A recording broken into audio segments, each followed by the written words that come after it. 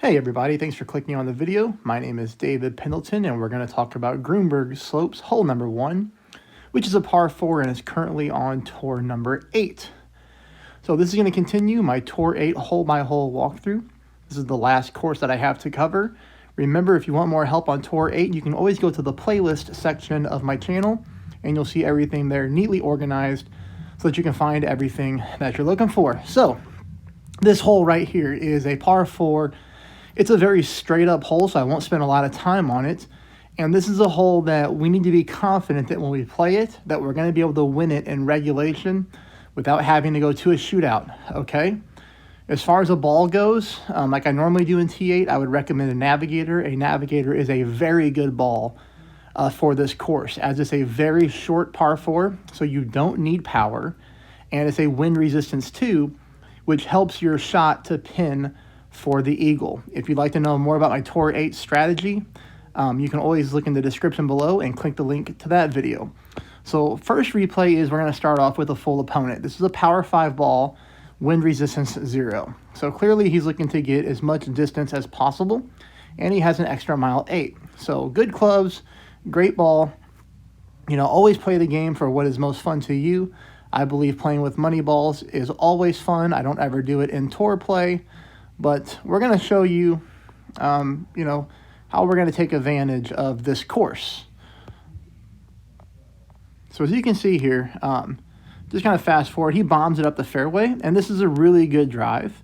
That's ultimately where you want to be, and here we're getting headwind, all right, and we're going to adjust his shot at 10% elevation.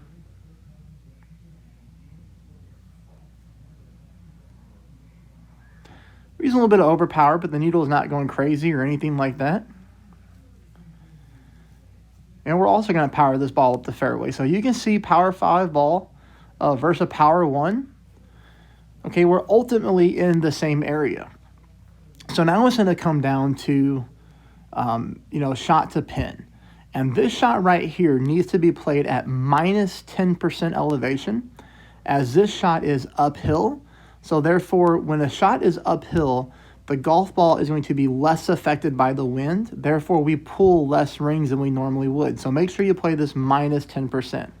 Here, our opponent has a very nice wedge. He has an Endbringer level 5, which is awesome. This is a very difficult club to level up.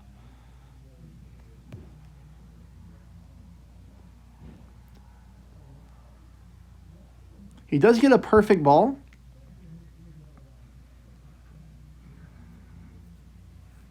but just barely misses, so just a misadjustment.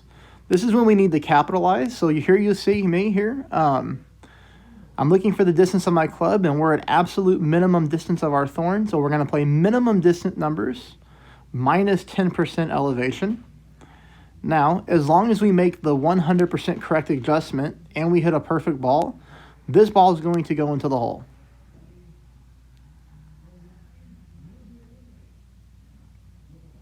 As you see here, we pick up the win. I really like this hole because it is a hole that we can take advantage of, and more times than not, we can win it just like this. So now I'm going to show you just a couple drives and then a couple shots to pin, and we're good to go. For the most part, I normally always play this hole with max topspin unless we're getting a very strong headwind. So you can see here that on the drive, when we apply max topspin, this is typically where we're going to be aiming at. As you can see, the ball guideline is aiming directly in the rough. So of course, we don't want to hit a normal shot or else we would go into the rough. So on this hole, most times after we adjust our rings, we do take shots with curl. Now you do see me using overpower because we are getting headwind, and I'm just showing you some of the more difficult drives to do. And you can see I'm using about half a ball of curl to the right-hand side, which is normally pretty consistent. A lot of mistakes that I see opponents make is they use too much curl, and too much curl actually puts you in that rough that you just saw there. So if you use too much curl, you will go into that rough right there. Sometimes you get stuck, sometimes you roll out. Now, of course, that's no big deal. If you do, it just makes obviously dropping the eagle much more difficult. This hole is a hole that you can't really screw up the drive on unless you're really playing I'm looking for the right word here. Unless you're just really gambling on drives, you can't really mess this hole up. You're more than likely going to pick up at least the birdie every single time. So this is another headwind situation, and this is probably the worst wind angle that you can get.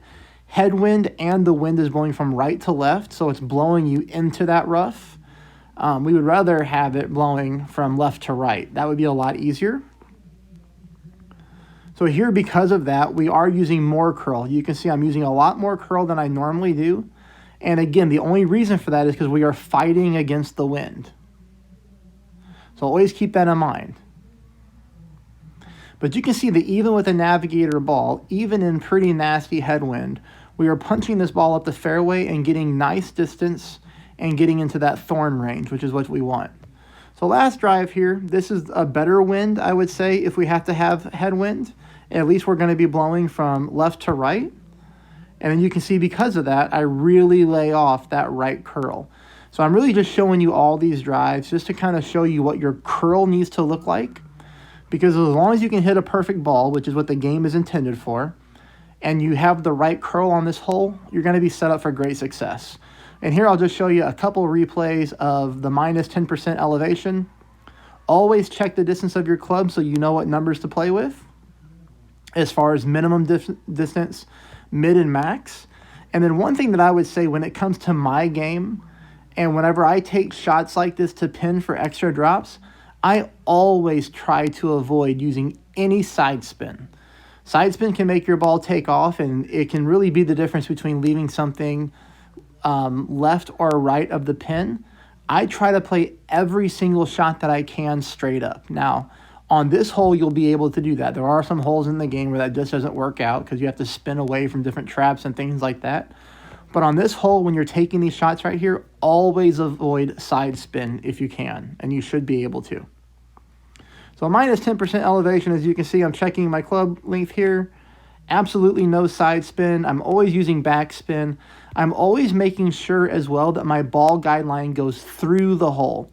So you can see here that even in tailwind, I'm leaving my ball guideline through the hole a little bit, because anytime you're using the thorn with backspin, you don't want to accidentally use too much backspin and leave your ball guideline short and have the ball stop, because sometimes the ball does stop on a dime with this club. But you can see here, dead center of the pin, and we drop in for the eagle.